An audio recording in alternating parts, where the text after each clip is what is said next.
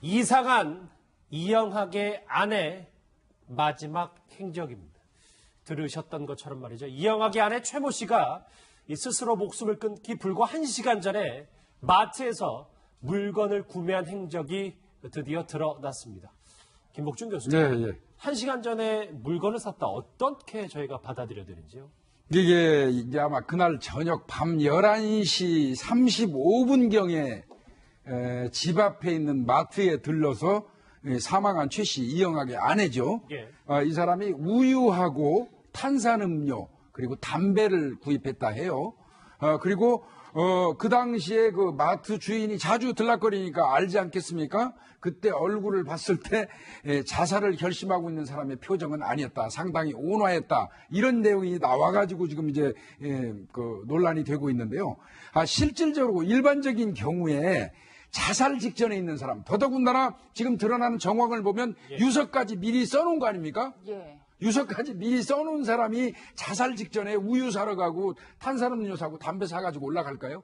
이거는 분명히 일반적이지 않은 경우에 해당되는 건 명백합니다. 예. 그리고 이제 11시 35분에 물건을 사가지고 가고 그 다음에 그 최 씨가 뛰어내린 시간, 투신한 시간은 밤 12시 50분이에요. 그러면 1시간 20분 상간에 이영학과 어떤 일이 있었는지 이제 그걸 우리가 추정할 수밖에 없는 것이죠. 예, 박 소장님, 저도 그 부분이 참 의아한데 가게 주인의 증언에 따르면 당시 아내의 부인이 비교적 평온했다는 거예요. 보통 자살 징후가 있기도 마련인데 저희가 어떻게 분석을 해봐야 될까요? 네, 그렇습니다. 그러니까 평소 때 뭐 우울증 정도 된다면은 뭐 우울했다가 또 본인이 누군가 보기에는 좀 상태가 좋아 보였다가 이렇게 좀 반복될 수가 있지만 사실 자살을 결정하고 1시간 전 같은 경우에는 사람들이 굉장히 희망의 끈을 놓아버린 절망의 상태고 어떻게 보면 인생을 포기한 상태이기 때문에 뭔가를 의지를 가지고 어떤 행동을 한다. 게다가 일상적인 삶을 위해서 필요한 우유 등등을 산다는 것은 너무나 사실은 맞지가 않죠. 지금 이 아내가 정말 자살이냐, 자살이라면 남편은 그때 뭐 했냐라는 것이 굉장히 중점적인 사안이기 때문에 이 아내의 심리 부검은 굉장히 저는 중요하다는 생각이 들고요. 이 아내가 혼자 자살하기로 결정을 했는데 가족들이 다 같이 있는 시간에 그것도 화장실에서 자살했다. 1시간 전에 마트에 갔다. 유서도 미리 써서 침대 아래다 넣어놨다. 아내가 떨어졌는데 남편은 전화를 받으면서 구급차에 쫓아가지도 않았다. 이 모든 것들이 다 굉장히 좀 의혹투성이라고 볼 수 있겠습니다. 방금 전에 제가 영상이 이제 서울 중랑구 마무동에 있는 이영학의 집 근처 저쪽에서 투신을 했다는 건데, 김복준 교수님. 예.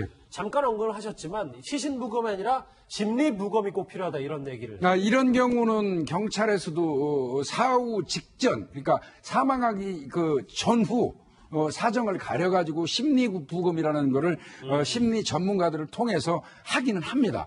그래서 이번 기회가 아마 심리부검도 나름 진행하지 않을까 생각은 들어요. 예, 박 변호사님 네. 결국 정리를 해보면 이 이영학의 아내는 물건을 산 뒤에 집에 돌아가서 1시간 만에 이제 스스로 죽음을 선택한 그렇죠. 셈인데 제대로 된 수사가 좀 필요하겠다 이런 생각이 들어요. 예, 맞습니다. 화장실에서 지금 투신했는데 장소도 좀 중요하다고 봐야 될 것 같아요. 만약 유서가 미리 작성된 유서라면 사실은 보여주는 의미도 있기 때문에 거실이라든지 안방에서 투신할 가능성이 높은데 화장실이라는 장소, 그 장소가 투신하기에도 적절하지 못하지만 어쩌면 그 이영학의 어떤 폭행이나 이런 걸 피하기 위해서 도망갔던 장소로 또 표현될 수 있기 때문에 그냥 우리가 상식적으로. 상식적인 부분입니다. 예. 만약에 오랫동안 유서를 오래전에 작성을 했고 그거에 의해서 투신을 한다 그러면 시간적 부분도 맞지 않죠. 우유를 사고 직후에 한다는 거 맞지 않고 한다 하더라도 보이는 곳에 떨어지는 가능성이 높은데 화장실 같은 데서 떨어진다, 투신한다. 그 부분도 조금 오해의 소지가 있고 믿기 어려운 부분이기 때문에 경찰에서 아마 전면 재소서를 해야 되지 않을까 생각합니다. 근데 분명한 거는 있어요. 1시간 20분 상간에 어떤 사건이 있었던 걸 알 수 있지 않습니까? 예. 예. 적어도 자기 아내의 그 머리를 그 가스통이라는 걸로 때렸잖아요. 그러니까 1시간 20분 상간에 분명한 거는 이영학과 그 아내 사이에 불편한 일이 있었다는 건 사실이에요.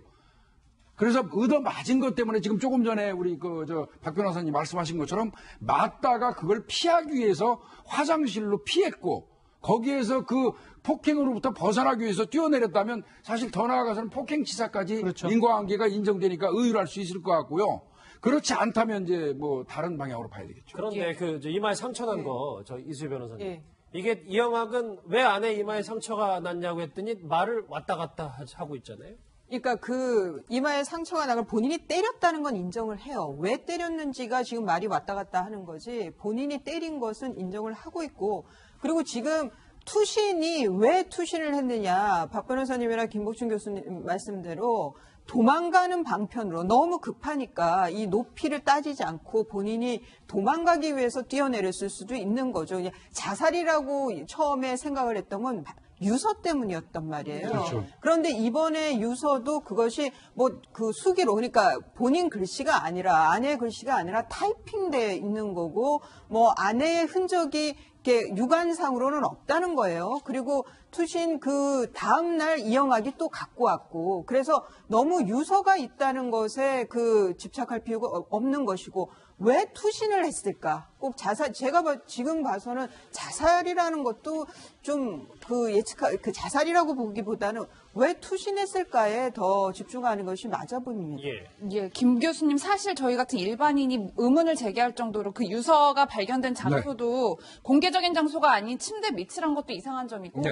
투신 장소도 뭐 보통은 사실 베란다나 뭐 이런 장소를 선택하기 마련인데 화장실인 것도 의문이란 말이에요. 네. 경찰은 더 많은 의문을 느꼈을 텐데 왜 초동 수사가 제대로 왜 자살로 결론이 났었던 걸까요? 그러니까 조금 전에 이수희 변호사님이 말씀하신 것처럼 유서라는 거 하나 때문에 자살로 추정을 했던 것 같은데 어제도 제가 경찰에 뭐라 했지만 수기로 쓴 게 아니고 도출한 거라면 프린트 도출한 거라면 그렇죠. 그런 부분은 사실 유서로 보기가 어렵거든요. 그래서 그 부분 때문에 경찰에서 공개를 안 했는지 여부는 모르겠습니다만은 그 부분이 경찰이 좀 의문이고요. 아까 박지원 변호사님 말씀하신 것처럼 유서라는 거는 다른 사람들한테 보라고 쓰는 거예요. 그렇죠. 그렇다면 눈에 가장 잘 띄는 곳에 놓는 게 맞습니다. 그렇죠. 침대에 숨길 이유가 없죠. 그리고 반드시 유서를 쓰게 되면 가족한테 그걸 읽는 대상한테 어떤 말이 몇 마디라도 쓰여 있는 게 원칙인데 그런 부분은 전혀 없어요. 아내가 자살하게 된 당위성만 강조됐거든요. 그렇기 때문에 이거는 이영학이 썼을 가능성이 상당히 높다고 생각이 되고요.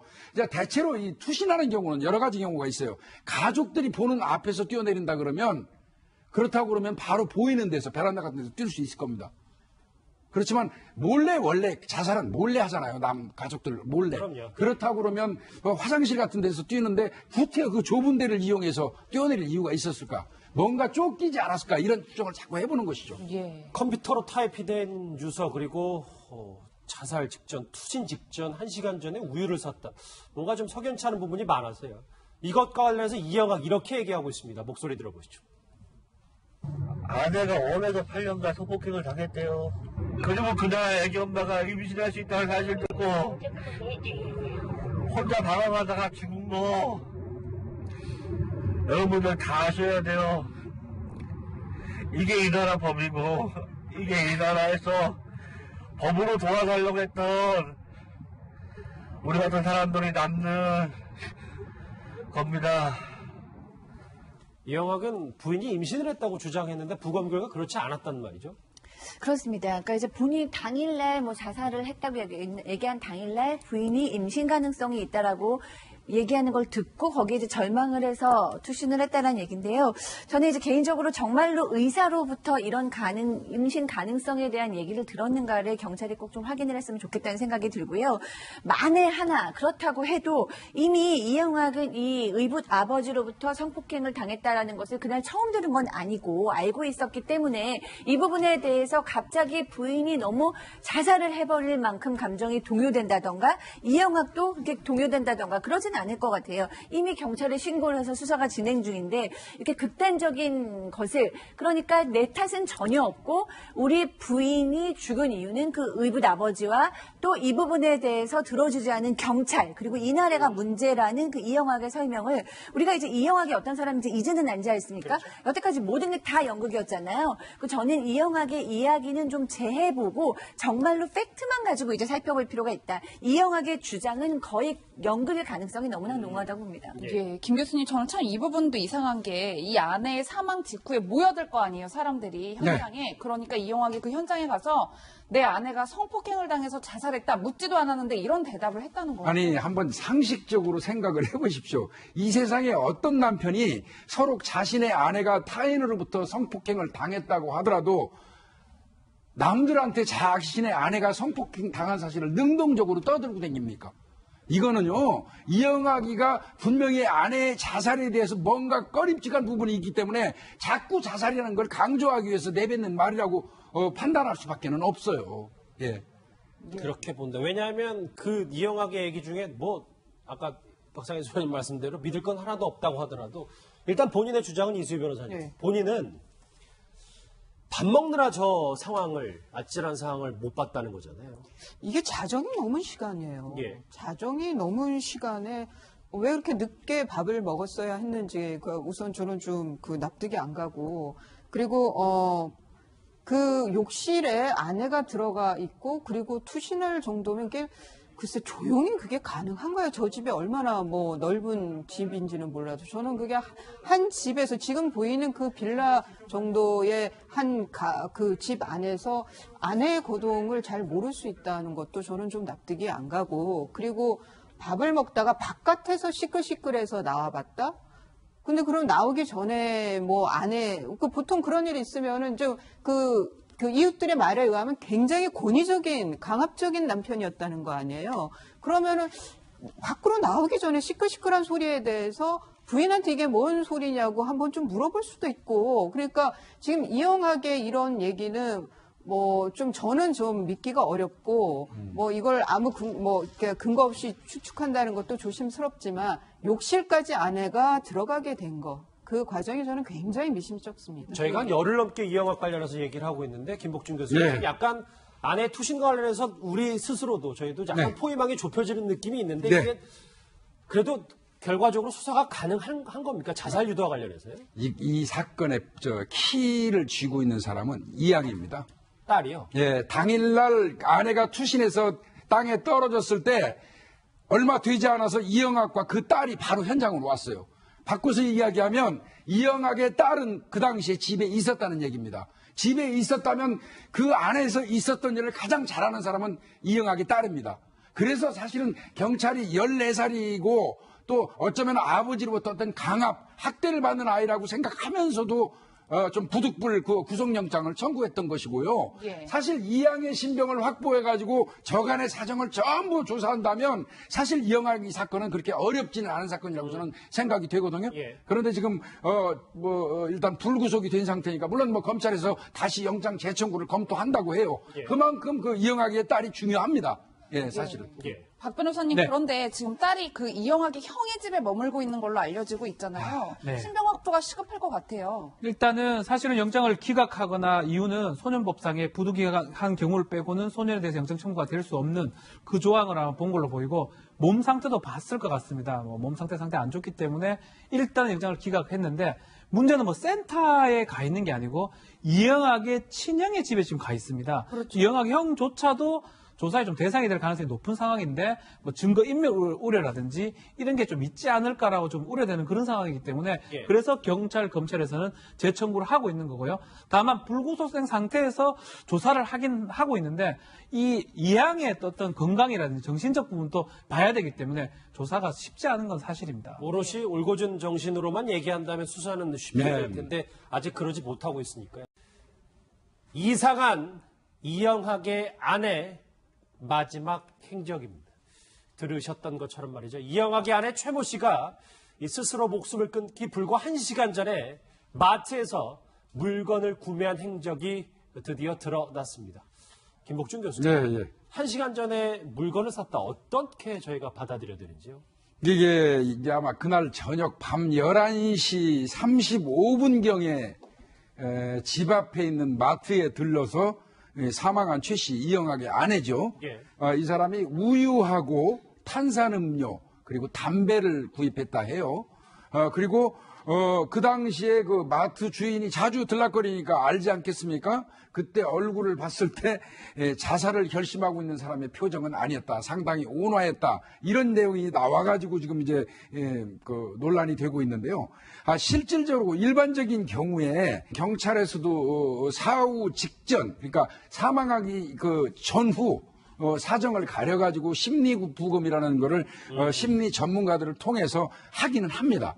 그래서 이번 기회가 아마 심리부검도 나름 진행하지 않을까 생각은 들어요. 예, 박 변호사님 네. 결국 정리를 해보면 이 이영학의 아내는 물건을 산 뒤에 집에 돌아가서 1시간 만에 이제 스스로 죽음을 선택한 그렇죠. 셈인데 제대로 된 수사가 좀 필요하겠다 이런 생각이 들어요. 예, 맞습니다. 화장실에서 지금 투신했는데 장소도 좀 중요하다고 봐야 될 것 같아요.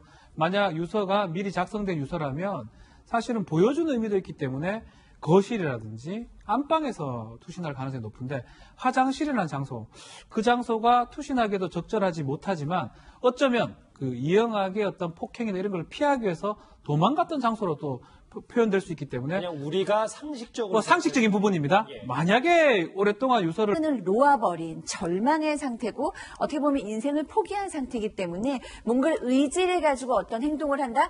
게다가 일상적인 삶을 위해서 필요한 우유 등등을 산다는 것은 너무나 사실은 맞지가 않죠.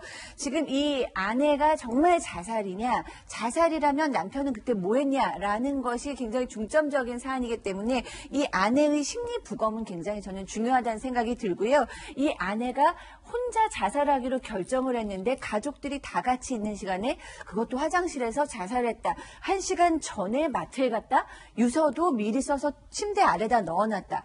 아내가 떨어졌는데 남편은 전화를 받으면서 구급차에 쫓아가지도 않았다. 이 모든 것들이 다 굉장히 좀 의욕투성이라고 볼 수 있겠습니다. 방금 전에 제가 봤던 영상이 이제 서울 중랑구 마무동에 있는 이영학의 집 근처 저쪽에서 투신을 했다는 건데 김복준 교수님 예. 잠깐 언급을 하셨지만 시신부검이 아니라 심리부검이 꼭 필요하다 이런 얘기를 이런 경우는 자살 직전에 있는 사람, 더더군다나 지금 드러나는 정황을 보면 유서까지 미리 써놓은 거 아닙니까? 예. 유서까지 미리 써놓은 사람이 자살 직전에 우유 사러 가고 탄산음료 사고 담배 사가지고 올라갈까요?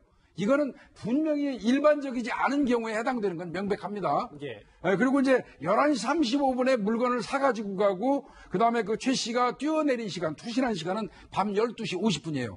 그러면 1시간 20분 상간에 이영학과 어떤 일이 있었는지 이제 그걸 우리가 추정할 수밖에 없는 것이죠.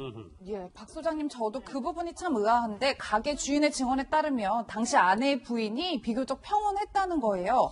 보통 자살 징후가 있기도 마련인데 저희가 어떻게 분석을 해봐야 될까요? 네, 그렇습니다. 그러니까 평소 때 뭐 우울증 정도 된다면은 뭐 우울했다가 또 본인이 누군가 보기에는 좀 상태가 좋아 보였다가 이렇게 좀 반복될 수가 있지만 사실 자살을 결정하고 1시간 전 같은 경우에는 사람들이 굉장히 희망의 오래전에 작성을 했고 그거에 의해서 투신을 한다 그러면 시간적 부분도 맞지 않죠. 우유를 사고 직후에 한다는 거 맞지 않고 한다 하더라도 보이는 곳에 떨어지는 가능성이 높은데 화장실 같은 데서 떨어진다, 투신한다. 그 부분도 조금 오해의 소지가 있고 믿기 어려운 부분이기 때문에 경찰에서 아마 전면 재수사를 해야 되지 않을까 생각합니다. 근데 분명한 거는 있어요. 1시간 20분 상간에 어떤 사건이 있었던 걸 알 수 있지 않습니까? 예. 예. 적어도 자기 아내의 그 머리를 그 가스통이라는 걸로 때렸잖아요. 그러니까 1시간 20분 상간에 분명한 거는 이영학과 그 아내 사이에 불편한 일이 있었다는 건 사실이에요.